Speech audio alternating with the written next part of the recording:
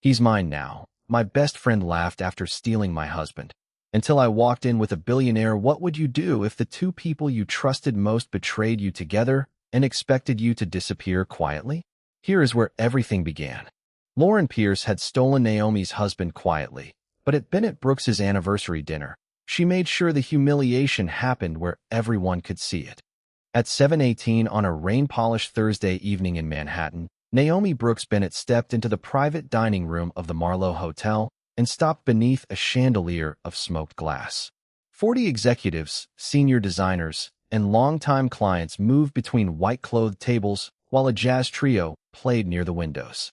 Naomi wore a sleeveless black silk dress with a narrow gold cuff at her wrist, understated enough that no one would mistake her entrance for a performance. She handed her coat to the attendant, took one slow breath, and walked toward the table where her name had been printed every year since Bennett Brooks' hospitality design began.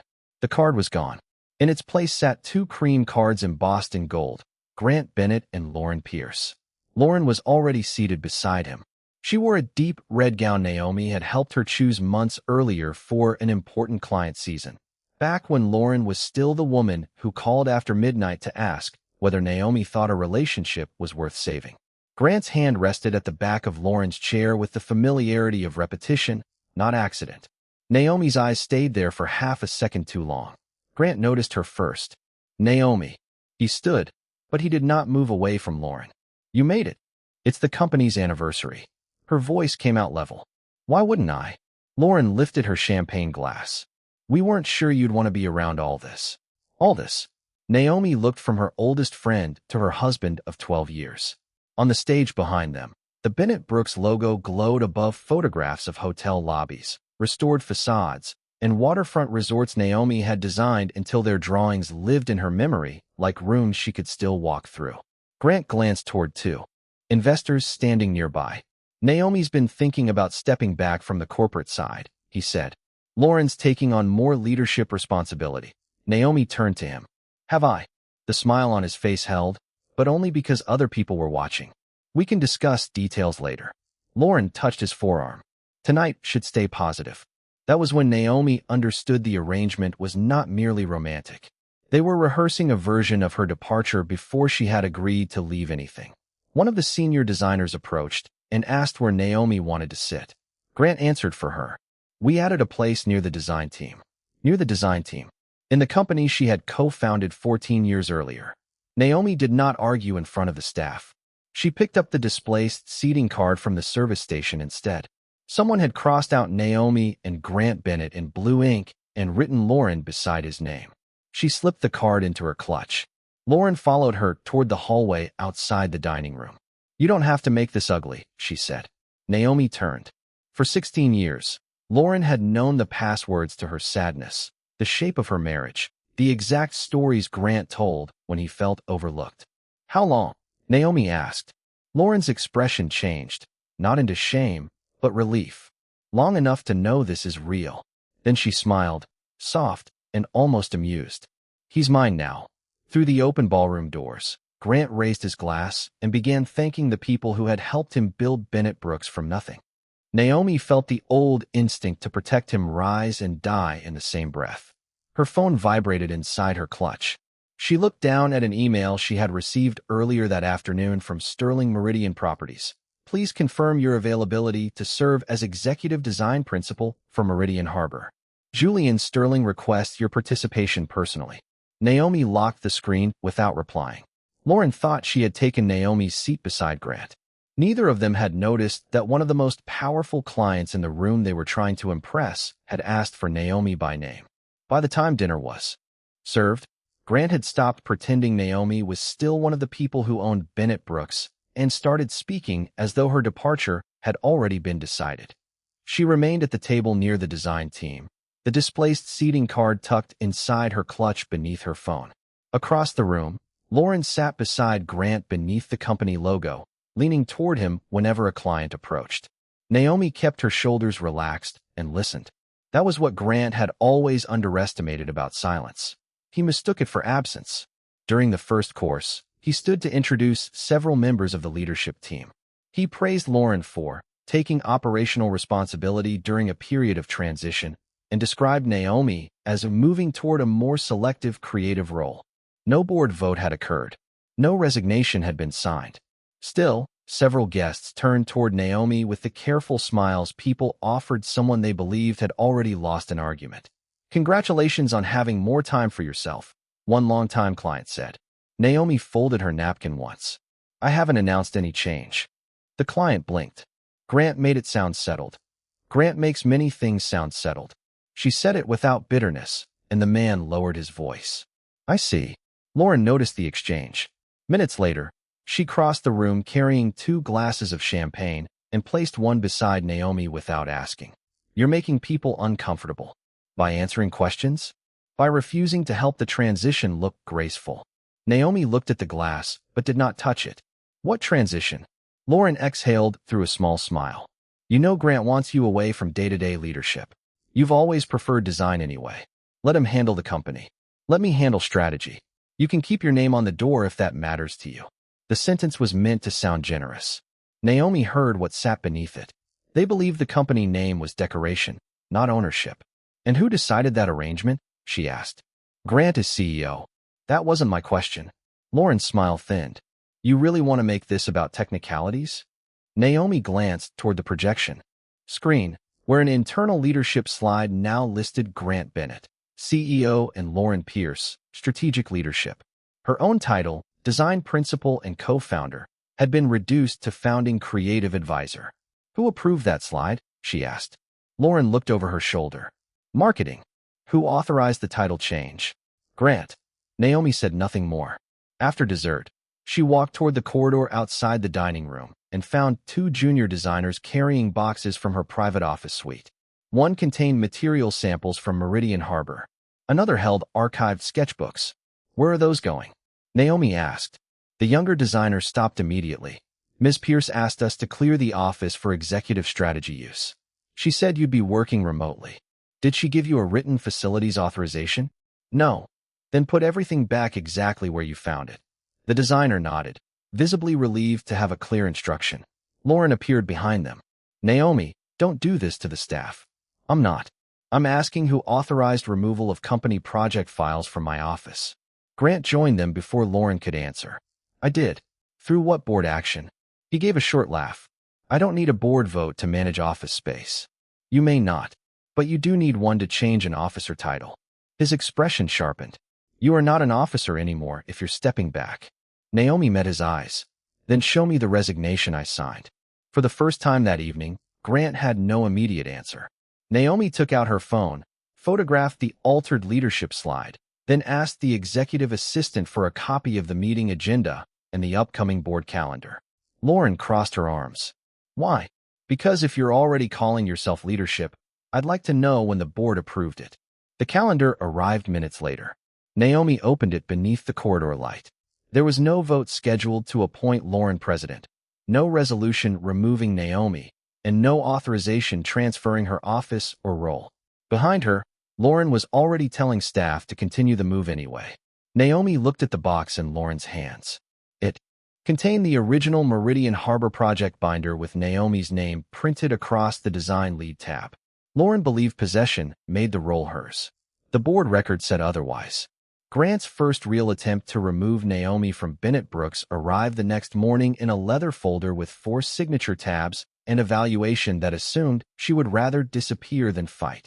At 9:12 on Friday, Naomi sat alone in the conference room outside her design office, still wearing the black silk dress from the anniversary dinner beneath a camel coat she had thrown on before returning to the firm.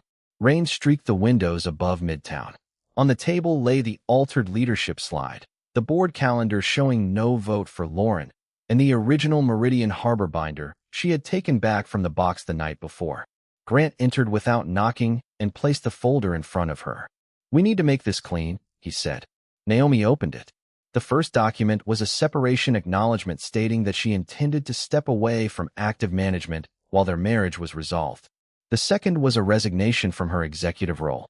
The third offered to repurchase her 42% stake at a price based on the company's most recent internal valuation, before any Sterling Meridian award. The fourth was a voting proxy authorizing Grant to exercise her shareholder votes during the transition. You prepared all of this already, Naomi said. Because I knew you'd turn emotional once Lauren and I became public. Public is not the same as approved. Grant leaned back in his chair. You keep hiding behind governance language because you don't want to admit what's happening. The marriage is over. You don't want to work beside us. Sell your shares, take the money, and leave with dignity. Naomi turned to the proxy. It did not transfer ownership. It would simply let Grant vote her shares if she signed. With his 42% and hers under proxy, he would effectively control 84% of the voting power, more than enough to cross the 75% threshold required for major equity actions. She looked at him. And what happens after I give you my vote? The board stabilizes leadership, meaning Lauren, meaning the company moves forward. He tapped the repurchase offer. This is generous. If you drag this into divorce court, you may wait years while lawyers argue over what part of the appreciation is marital. Divorce doesn't automatically give you my voting rights. His mouth tightened. Eventually, the economic value gets divided somehow. Economic value and voting authority are not the same thing. You're proving my point. You want to fight over technicalities. Naomi heard Lauren's voice from the hallway before the door opened. Is she signing? Grant did not answer quickly enough. Lauren stepped inside in a cream suit, carrying coffee as though she had already inherited the morning. Naomi, this can be painless, she said. Grant keeps the company stable, you get bought out, and everyone stops pretending you still want this life. Naomi slid the resignation page toward her. Who told you I don't? Lauren looked at Grant. He answered instead. You stopped wanting it when you stopped wanting me. The cruelty was simple because he believed the company and marriage had become the same possession. Naomi closed the folder. I'm not signing anything today. Grant pushed it back toward her. Then take it with you. Have your lawyer explain reality. I intend to. She gathered the entire package, including his signed cover letter and the proxy naming him as proposed voting agent. Lauren folded her arms. You know Sterling won't wait forever. Naomi's eyes moved to the Meridian Harbor binder beside her. No, they probably won't. She left before either of them could ask what she meant. In the elevator, she photographed every signature page and sent the packet to the corporate attorney already handling her separation, with one instruction. Confirm the current cap table, my voting rights, and whether any board action has authorized Lauren's title or equity. By the time the doors opened onto the lobby, Grant believed he had given Naomi a choice between a profitable exit and an ugly divorce. What he had actually given her was written proof that he needed her signature before he could control. What he had been telling everyone was already his. The first thing Naomi's attorney confirmed was that Grant could not vote a single one of her shares without the signature he had failed to get. By 10:06 Friday morning, Naomi was seated in a quiet corner of a midtown cafe 2 blocks from Bennett Brooks, the leather folder open beside an untouched cup of coffee. The black dress from the anniversary dinner was hidden beneath her camel coat, and exhaustion sat behind her eyes. But her voice remained steady when the corporate attorney already handling her separation called back. I pulled the current cap table and governing records, he said. Your 42% is still registered in your name. No transfer, no proxy, no resignation. Naomi looked through the window at taxis cutting through the wet street. Can Grant represent that I'm leaving? He can say whatever he wants socially. He cannot make it a corporate fact without the required action. The distinction mattered. Bennett Brooks was a Delaware corporation, and Grant's CEO title gave him broad authority over daily operations, staffing recommendations, and client management. It did not give him ownership of Naomi's voting block. Officer appointments required board action. A major equity issuance affecting founder control required the shareholder approval threshold already established in the agreement. Divorce might later determine economic value between spouses, but it did not automatically hand Grant the votes attached to Naomi's shares while the case was pending. What about Lauren? Naomi asked. Papers shifted on the other end of the call. She is still chief strategy officer in the official records.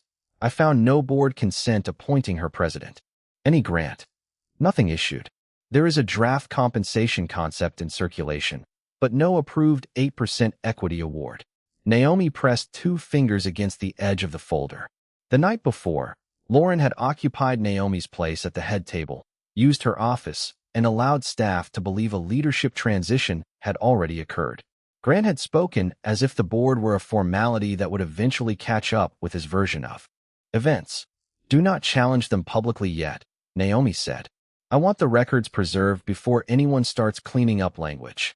Her attorney agreed to send a preservation request covering board materials, shareholder communications, cap table changes, officer records, and documents related to any proposed repurchase or proxy. It was not an injunction. It would not freeze the company or remove Grant from his office. It simply put the corporation and relevant counsel on notice that records connected to the ownership dispute needed to remain intact. "And the board calendar?" Naomi asked. "I checked it. No vote on Lauren's appointment is scheduled.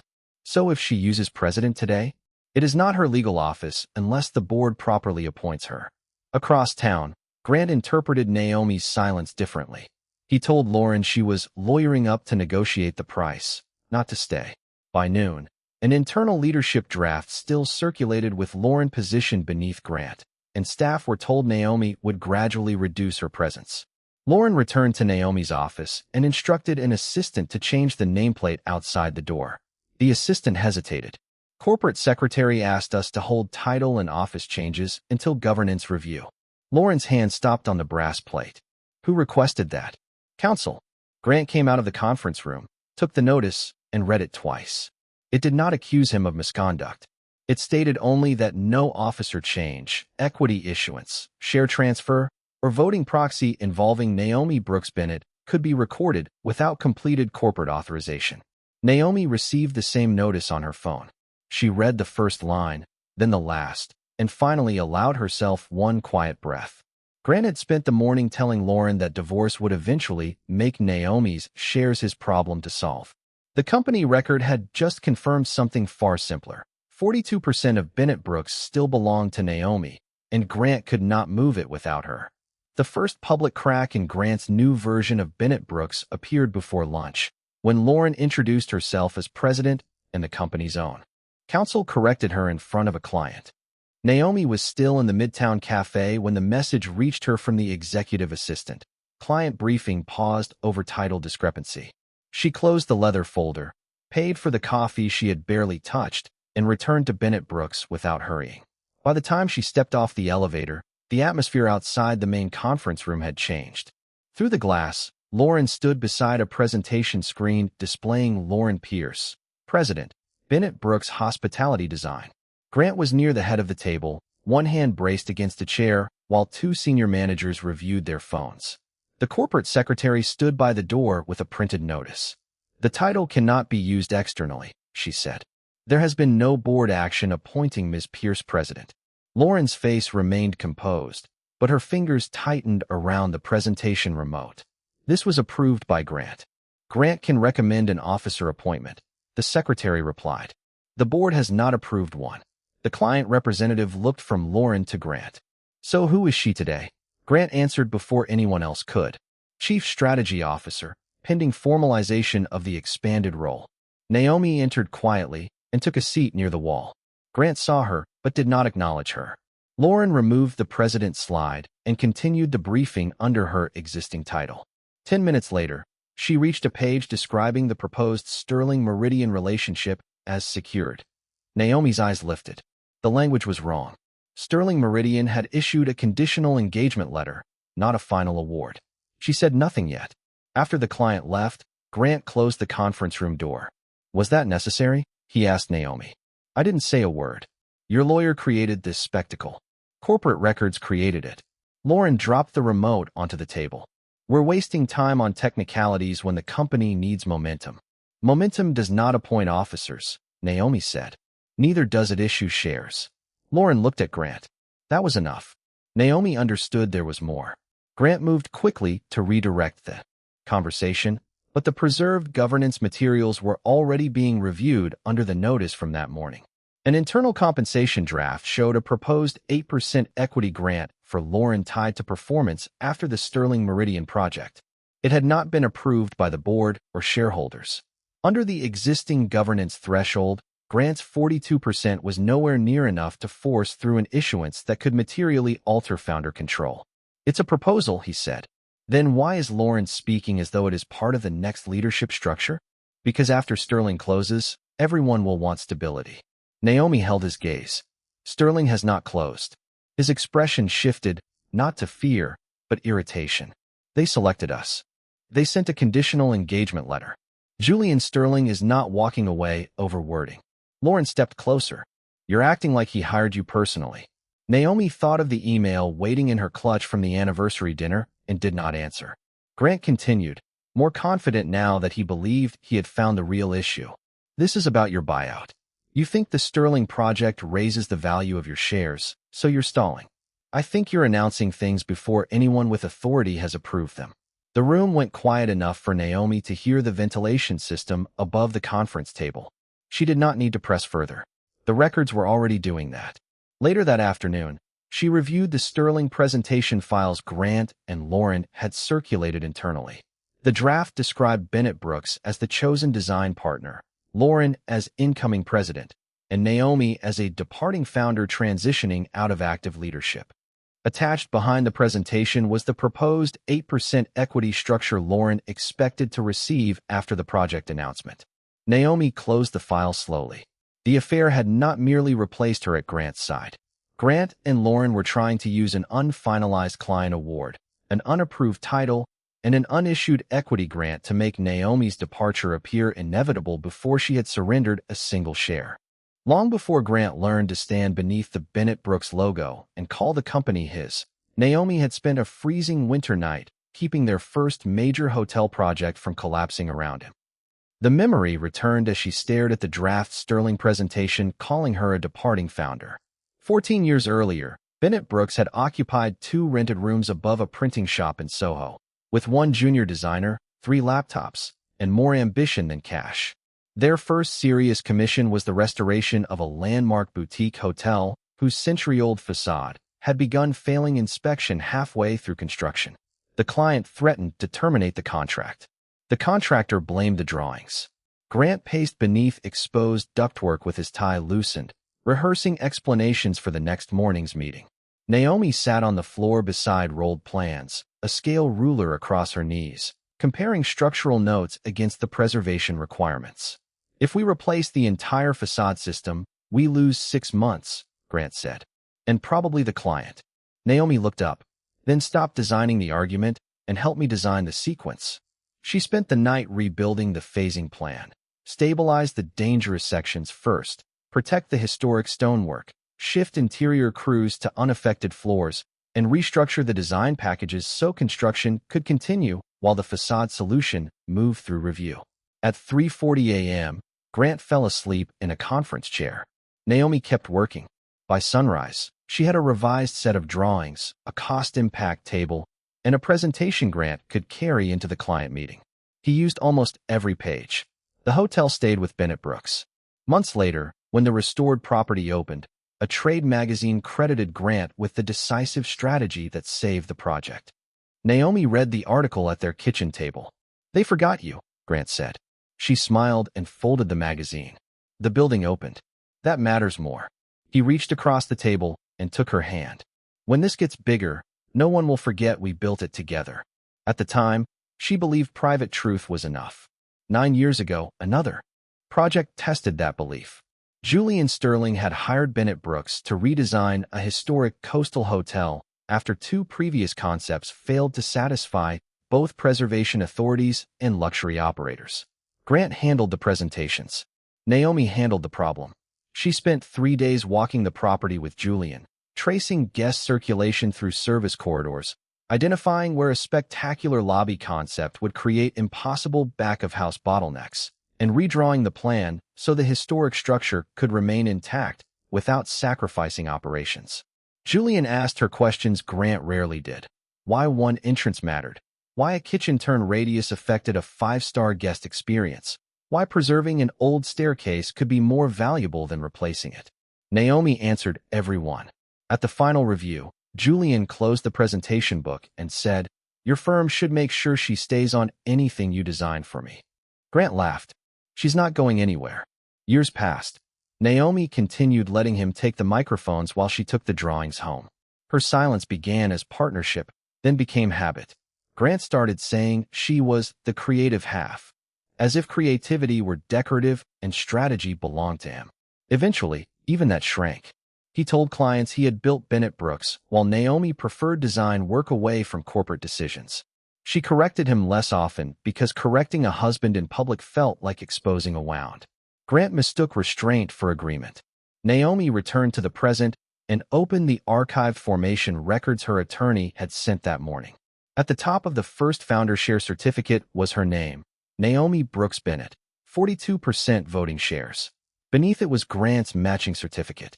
They had signed them 18 months before the wedding, when the company was still 2 rooms, 3 laptops, and one promise that neither founder would ever erase the other from what they built. Grant had never lost access to the truth about Bennett Brooks. He had simply spent years treating every document that limited him as paperwork someone else would eventually move out of his way. Naomi sat in her attorney's conference room the morning after reviewing the old founder certificate. The city washed pale beyond the glass. On the table lay the records that had existed since the company's earliest years: the cap table, shareholder agreement, board governance summary, Sterling Meridian's conditional engagement letter, and the unsigned separation package Grant had tried to place in her hands. The structure was simple enough once stripped of the marriage around it. Bennett Brooks Hospitality Design Incorporated was a Delaware corporation. Naomi owned 42% of the voting shares in her own name. Grant owned another 42%. The remaining 16% belonged to the management and employee pool. Neither founder held a majority alone. More importantly, the shareholder agreement required 75% approval for major actions that could materially alter founder control, including significant new equity issuance. Grant could propose Lauren's 8% grant. He could campaign for it. He could not create it by himself. And the divorce? Naomi asked. Her attorney turned the unsigned proxy toward her. A New York court may eventually determine economic claims related to marital appreciation or settlement value. That does not automatically transfer the votes attached to shares you still legally own. Until you sign a valid transfer, proxy, settlement, or a court enters an enforceable order affecting them, those votes remain yours. Grant had known enough to understand that. The proof sat in the documents he had sent her. If divorce alone would give him control, he would never have needed the voting proxy. He would never have needed the resignation. He would never have offered to repurchase the shares before the Sterling project affected the company's valuation. His pressure had revealed the weakness in his own position. The board structure created another limit he had chosen to treat as temporary. 5 directors governed Bennett Brooks, 2 aligned with Naomi, 2 aligned with Grant, and 1 independent director accepted by both founders. Grant, as CEO, managed daily operations. He did not possess unilateral authority to appoint Lauren president if the board had not acted. The corporate secretary's records still listed Lauren as chief strategy officer. Naomi remained design principal and co-founder. No resignation existed because she had never signed one. The final document on the table concerned Sterling Meridian. 6 weeks earlier, Grant had received the same conditional engagement letter Naomi had now reread several times. The proposed $86 million design contract remained subject to final diligence. Under the key person provision, Naomi Brooks Bennett was required to serve as executive design principal unless Sterling Meridian gave written consent to a replacement. There was no consent. Grant had reviewed the fee schedule, development timeline, and publicity language, then treated Naomi's name as something he could negotiate away later. Lauren had received the appendix through the project files and assumed Naomi would sell before anyone enforced it. Naomi understood why they believed that. For years, she had let Grant speak first in rooms where her work carried equal weight. Silence had trained him to believe resistance would eventually become surrender. But the documents did not behave like memories. They did not become softer because Grant repeated a different story. Later that afternoon, her attorney forwarded the preserved leadership deck Grant and Lauren intended to use at the Sterling Gala. It named Lauren incoming president, described the 8% equity grant as part of the firm's post-award ownership structure, and called Naomi a departing founder. Attached beside it was the Sterling engagement letter requiring Naomi to remain on the project. Grant had now done more than misread old paperwork. He had prepared a public announcement that contradicted the cap table, the board record, and the very client agreement he hoped would validate his plan. The limits had been there all along. By trying to announce around them, he had created the exact governance conflict that could force every claimed authority back into formal review. Grant and Lauren were no longer trying to replace Naomi in a marriage. They were preparing to turn her absence into the corporate reality that would give them control of Bennett Brooks. By the beginning of the 5th week, Naomi sat alone in her design office overlooking Midtown with the Sterling Meridian leadership deck open across 2 monitors. The records her attorney had preserved left little room for interpretation. She still owned 42% of the voting shares. Grant owned another 42%. The remaining 16% sat with the management and employee pool. Under the shareholder agreement they had signed before their wedding, a major equity issuance capable of changing founder control required 75% approval. Grant could recommend Lauren's 8% grant. He could not create it with his own vote, nor could divorce quietly solve the problem for him. Unless Naomi signed the proxy or transferred her shares through a valid agreement or later court-approved settlement, the votes remained hers. Grant understood that much now. What he misunderstood was how little pressure could substitute for consent. His answer was public momentum. The gala presentation mapped it out with almost elegant simplicity. First, Lauren would be introduced as Bennett Brooks's incoming president, even though the board had never appointed her. Then the proposed 8% equity package would be described as founder-aligned ownership, making it sound like an established part of the company's next phase rather than an unapproved grant. Next, Grant would announce Bennett Brooks as the selected design partner for Meridian Harbor District. Finally, Naomi would be identified as a departing founder who had chosen to step away during her separation. Once the press, staff, clients, and Sterling Meridian guests accepted that sequence, Grant believed Naomi would face an impossible choice: sign the discounted repurchase and leave quietly, or return publicly and appear to be damaging a billion-dollar development because her husband had chosen another woman. Lauren understood the plan differently, but just as dangerously. Her comments inside the deck asked whether the president title could be announced before the formal board vote and whether the equity could be described as approved in principle. Grant had answered in the margin, "Once Sterling is public, no one will want to reopen leadership." Naomi read the sentence twice. They knew there were approvals left. They simply believed reputation would make those approvals automatic. The deepest error sat inside the Sterling Meridian materials. 6 weeks earlier, Julian Sterling's company had issued only a conditional engagement letter for the $86 million design contract. The letter named Naomi as required executive design principal for Meridian Harbor unless Sterling Meridian consented in writing to a replacement. Grant had received the same document. He had focused on the fee, launch schedule, and publicity provisions, assuming Julian would waive the key person language once Bennett Brooks stood on stage as the obvious winner. Lauren had reviewed the appendix and reached the same conclusion for a different reason. She believed Naomi would have sold her shares before the gala. Neither understood that Julian's requirement was not sentimental. 9 years earlier, he had watched Naomi solve the operational design problem that rescued his historic hotel project. He was hiring a firm, but he was insisting on the architect whose judgment he trusted. Naomi's phone lit with an email from Sterling Meridian. "Julian Sterling requests that you attend tomorrow evening's Meridian Harbor presentation as his guest and participate in the design discussion." She read it without satisfaction. Across town, Grant and Lauren were rehearsing their entrance as the couple who would lead Bennett Brooks into its next era. They believed Naomi's refusal to sign had only delayed the inevitable. Naomi could have forwarded the cap table, board calendar, and key person clause and ended the performance before anyone arrived. Instead, she confirmed Julian's invitation. Let Grant announce the title. Let Lauren accept the future. Let them call the contract secured. Naomi would walk into the same room and allow every claim they had made about her shares, her company, and her disappearance to be tested in front of the one client whose approval they had been pretending was already theirs. Grant had spent 5 weeks telling everyone Naomi was leaving Bennett Brooks, so when she walked into the Sterling Meridian gala beside Julian Sterling, his first reaction was not embarrassment. It was panic that someone important had believed her instead of him. The Meridian Harbor presentation occupied the glass ballroom of Sterling Meridian's Manhattan headquarters, where floor-to-ceiling windows framed the Hudson in blue evening light and architectural models glowed beneath museum-white spotlights.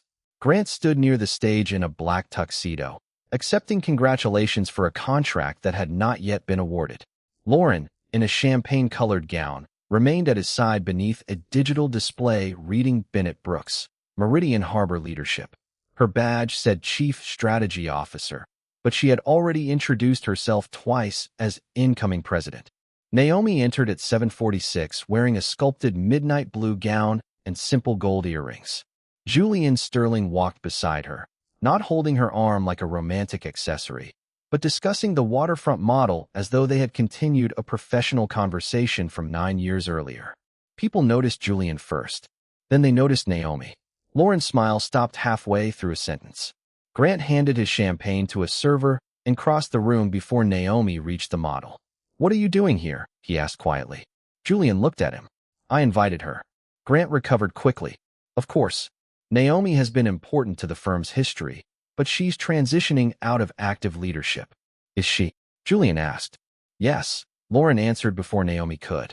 "I'll be overseeing the company's next phase, including Meridian Harbor." Julian's gaze moved to her badge. "Your title says Chief Strategy Officer." Lauren touched the card as though noticing it for the first time. "The president appointment is being finalized." Naomi said nothing. Grant gestured toward the stage. "We're about to present. We can clear up internal titles afterward." "Please do," Julian said. "I'm interested in hearing exactly what Bennett Brooks believes has been approved." Grant mistook the permission for support. 10 minutes later, he stood beneath the Meridian Harbor rendering and told. A room of developers, lenders, consultants, and design executives that Bennett Brooks had been selected to lead the district's hospitality vision. The next slide identified Lauren as incoming president and Naomi as departing founder. Creative advisory transition. Naomi watched from Julian's table. Grant continued, describing Lauren's proposed equity package as part of an aligned founder structure that would stabilize the firm after Naomi's exit. Then Lauren took the microphone. "Naomi helped build Bennett Brooks," she said, with enough warmth to make erasure sound respectful. "But companies evolve. Grant and I are ready to lead what comes next." Applause followed, uncertain but sufficient for both of them to keep smiling. After the presentation, Bennett Brooks's management certification was placed on the signing table as part of Sterling Meridian's final diligence process. Grant read the first page and signed beneath statements confirming that the leadership information presented that evening was accurate, ownership disclosures were complete, and no material equity commitment had been represented as approved without proper authorization.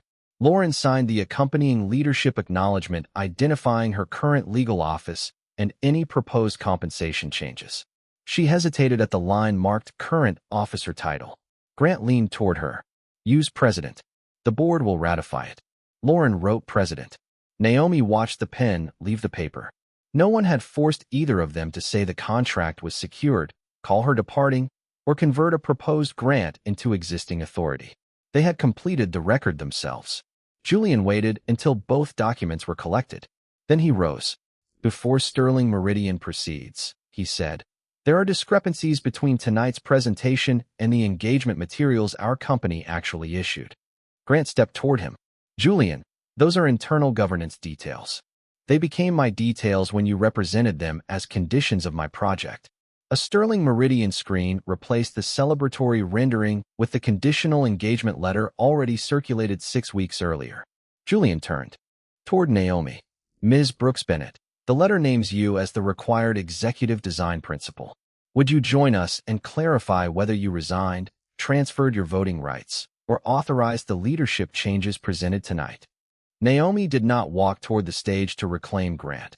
She walked there to let the corporate record reclaim everything he had tried to erase. Julian Sterling remained beside the presentation screen while Naomi crossed the ballroom, the midnight blue fabric of her gown catching the reflected city light. Grant stayed near the signing table, one hand resting on the certification he had just signed. Lauren stood several feet away with President written in her own handwriting on the acknowledgement. Naomi reached the front without looking at either of them. Julian enlarged the first document already preserved during the governance review, the current Bennett Brooks cap table. Her name appeared beside 42% of the voting shares. Grant Bennett, 42%. Management and employee pool, 16%. Has this ownership changed? Julian asked. Naomi answered quietly. No. The next document was the unsigned stock repurchase and voting proxy Grant had given her weeks earlier. Naomi's signature lines remained blank. Did you transfer your shares or voting rights to Mr. Bennett? No, Grant stepped forward. We are negotiating a separation. Everyone here understands that the economic reality will eventually be resolved. Naomi looked at him. Economic value in a divorce is not the same thing as voting authority today. Julian turned to the shareholder agreement. The 75% approval threshold for major equity actions appeared on the screen. Mr. Bennett controls 42%, he said. Without Ms. Brooks Bennett's votes or another valid approval path, the proposed equity change has not been authorized. Lauren reached for the leadership acknowledgement she had signed. The 8% was always contingent. Then it should not have been presented as aligned ownership, Naomi said. She did not raise her voice. She did not need to. The board calendar and officer records came next. Lauren Pierce remained Chief Strategy Officer. No board resolution appointed her president. No resignation removed Naomi from her executive role. Grant pulled out his phone and opened the internal governance portal, apparently expecting a record that would support him. The officer list still showed the same titles Naomi's attorney had confirmed weeks earlier. He refreshed it twice. Nothing changed. Julian then returned the screen to Sterling Meridian's conditional engagement letter. The key person provision named Naomi Brooks Bennett as required executive design principal for Meridian Harbor unless Sterling Meridian consented in writing to a replacement. No such consent existed. Our company has not awarded the $86 million design contract, Julian said. We issued a conditional engagement subject to final diligence, governance accuracy, and the continued participation of the architect named here. Grant turned toward him. You hired Bennett Brooks, not Naomi personally. Correct, Julian replied. And Bennett Brooks represented that Naomi would lead the design. Lauren looked from the letter to Naomi. You knew he required you? I knew what the document said. And you let us present anyway? Naomi held her gaze. You had the same appendix. Grant reached for the signed management certification. This can be corrected.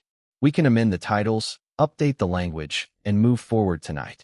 Julian placed one hand over the document before Grant could take it. Not tonight. Sterling Meridian's counsel, already part of the scheduled diligence process, marked the certification for review. Julian announced the first formal consequence. The Meridian Harbor Award would be placed on governance hold until Bennett Brooks corrected its ownership, leadership, and equity representations. Grant would no longer be permitted to represent publicly that the Sterling contract was secured, and all further communications about the award had to pass through Sterling Meridian's designated review channel. Grant opened the project portal on his phone. His presentation access remained visible, but the external status field had changed from final review to governance hold. The public announcement permissions were disabled. Lauren slowly removed the president badge sticker someone had added beneath her official credential earlier that evening. Naomi did not smile. She simply picked up the conditional engagement letter, turned to the page bearing her name, and placed it back on the table. Grant had spent weeks trying to make her departure look inevitable. The documents had just established the opposite. Naomi still owned 42% of Bennett Brooks, still held her voting rights, still had never resigned, and was still the architect Sterling Meridian required before the deal Grant had been celebrating could move forward. By 9 the next morning, Grant was no longer selling Bennett Brooks's future to Sterling Meridian. He was explaining to his own board why he had signed a certification that contradicted the company's records. The emergency meeting began in the firm's Manhattan conference room, with the gala presentation frozen on the screen behind him. Naomi sat across from Grant, not beside him, the same conditional engagement letter resting near her hand. Lauren occupied a seat farther down the table under her legal title, Chief Strategy Officer. The board reviewed only what already existed. The cap table showing Naomi and Grant each at 42%, the unsigned repurchase package, the blank voting proxy, the officer records, the proposed 8% equity grant, the Sterling key person requirement, and the management certification Grant had signed the night before. No one needed a new witness or hidden document. The problem was visible in the mismatch between what Grant had announced and what the corporation had actually approved. The independent director spoke first. There is no resolution appointing Ms. Pierce president. One of Grant's directors added, there is also no approval for the 8% grant. Grant leaned forward. Both were intended to become effective with the Sterling Award. The Sterling Award has not been made, Naomi said. Because you interfered, Grant replied. The independent director looked toward the screen.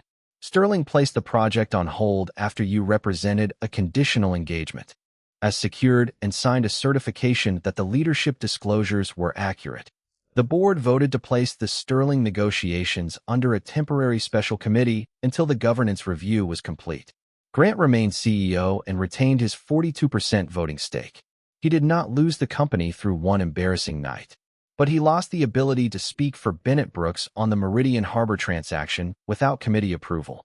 His project portal permissions were reduced to internal view access, and external communications concerning Sterling had to be cleared through the committee. Lauren's proposed elevation disappeared more quickly. The board formally confirmed that she remained Chief Strategy Officer.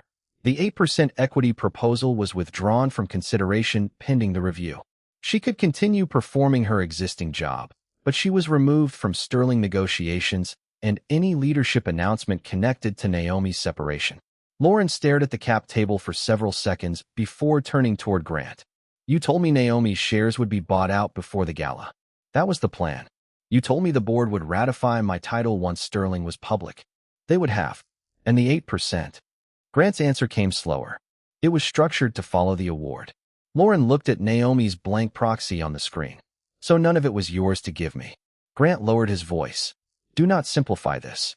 You did. The words landed without drama. He had offered Lauren a presidency the board had not approved, equity he could not issue alone, and a client contract controlled by a customer who had named Naomi as essential. What he had truly possessed was confidence that everyone else would eventually surrender. Later that afternoon, the finance team warned the board that uncertainty around Meridian Harbor was already affecting staff morale. Designers were asking whether layoffs were coming. Junior architects worried the client would walk. Grant argued that Naomi could end the crisis by signing the repurchase agreement and stepping away. Naomi looked through the glass wall toward the open studio, where hundreds of people were still working on projects that had nothing to do with her marriage. No, she said. My shares are not a hostage payment. Then she turned to the committee. Keep Sterling on hold until the record is corrected, but protect payroll, active client work, and every employee who had no part in this. Grant had tried to make her choose between dignity and the company she built. Naomi chose neither destruction nor surrender. She chose to keep the company standing while the people who had misused it answered for what they had actually done. Over the next 6 weeks, Naomi rebuilt the rules around Bennett Brooks without trying to rebuild the marriage that had broken them. The Sterling Meridian project remained on governance hold while the special committee completed its review, and Naomi refused every suggestion that the firm should solve the problem by forcing a rushed buyout of her shares. Instead, the board approved a narrower restructuring designed to separate personal conflict from corporate authority. Officer appointments now required written board resolutions before any external title could be used. Proposed equity grants affecting founder control had to be circulated to the full board and corporate counsel before appearing in compensation decks or client presentations. Major client announcements required verification against signed engagement documents rather than internal expectations. None of those steps gave Naomi new power. They made the power everyone already had harder to misrepresent. Grant remained CEO and kept his 42% voting stake, but the special committee continued controlling the Sterling negotiations until the review ended. He could run ordinary company operations, oversee existing projects, and manage staff within his established role. He could not describe Meridian Harbor as secured, promise executive titles linked to the award, or negotiate around Naomi's key person status without committee approval. The restriction frustrated him more than losing a title might have because it forced him to operate inside limits he had spent years treating as optional. Lauren's consequences were quieter. The board left her as chief strategy officer but removed her from founder transition planning and Sterling-related work. The proposed 8% equity award stayed withdrawn. She no longer used Naomi's office, and the leadership materials returned to her actual title.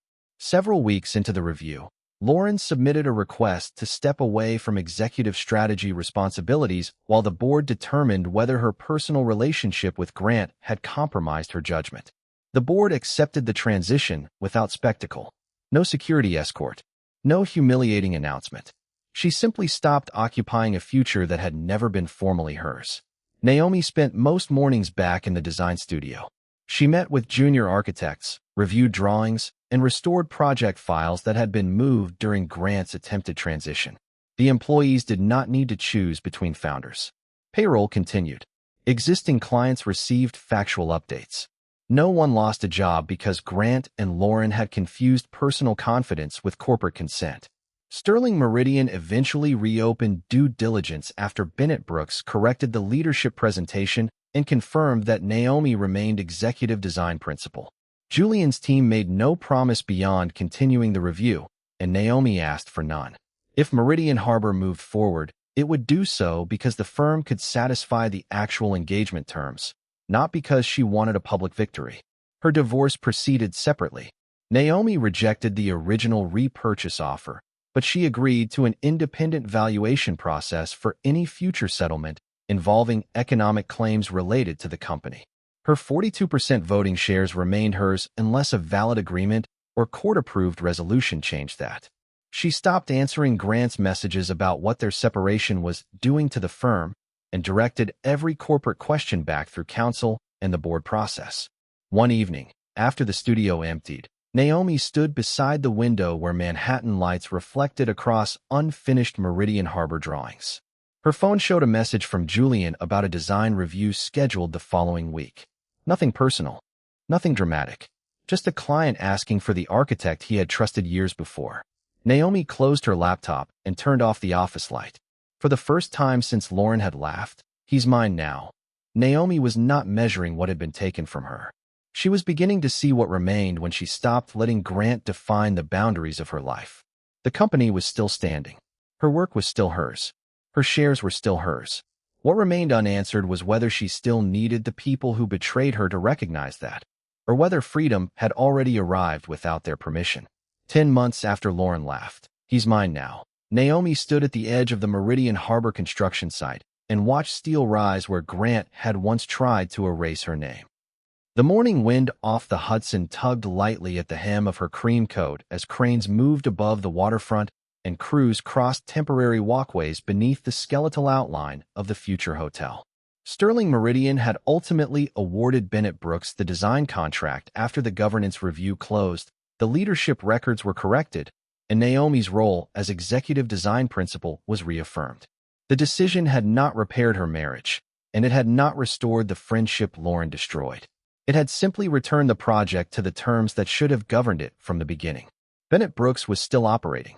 Grant remained a 42% shareholder, though the board structure that followed the review no longer allowed officer titles, equity promises, or major client claims to exist first as confidence and later as paperwork. Naomi still owned her 42%. The management and employee pool remained intact. Staff who had spent those weeks wondering whether a divorce would cost them their jobs now worked under procedures designed to keep founder disputes away from payroll, client delivery, and project teams. Lauren had left executive strategy several months earlier after the board completed its conflict review. There had been no farewell spectacle. Her proposed 8% grant had never become real, and the title she had once written as president never entered the corporate record. Grant and Naomi's divorce had moved through settlement with independent valuation and counsel on both sides. Neither walked away owning the other's future. After the construction briefing ended, Naomi remained near a table covered with updated facade studies, while Julian Sterling approached carrying 2 hard hats. "Your team solved the service entry conflict," he said, placing one beside her. "I saw the revision." Naomi smiled. "We had a better idea the second time." "You usually do." There was warmth in his voice, but no rescue hidden inside it. He had not brought Naomi back to make Grant jealous. He had hired the architect whose judgment he trusted. Across the site, Grant emerged from a meeting trailer and saw them together. He hesitated before walking over. The months had taken some of the certainty out of his posture. "Julian," he said, then looked at Naomi. "Can I have a minute?" Julian picked up the drawings and stepped toward the project team without comment. Grant waited until he was out of hearing range. I thought that night you walked in with Sterling because you wanted to embarrass me. Naomi looked toward the unfinished structure. You thought a lot of things were about you. Lauren said the same thing, eventually. Naomi gave no reaction. Grant continued, quieter now. I really believed you were done with the company. You believed it because you needed it to be true. And Sterling? What about him? I thought you brought a billionaire into the room to show me what I lost. Naomi turned toward him fully. I walked in with Julian Sterling because he knew whose work he was hiring. Grant looked down at the gravel between them. There was no argument left that mattered. Naomi put on the hard hat Julian had brought and walked toward the construction team, where a junior architect was waiting beside the model with a question about the lobby circulation. Julian stood nearby, already discussing materials with the engineers. Naomi joined them without looking back. Lauren had laughed. He's mine now, after stealing Naomi's husband. But when Naomi walked in with a billionaire, the truth was quieter. Then revenge. Grant had never owned her shares, her work, or the future she was already building without him.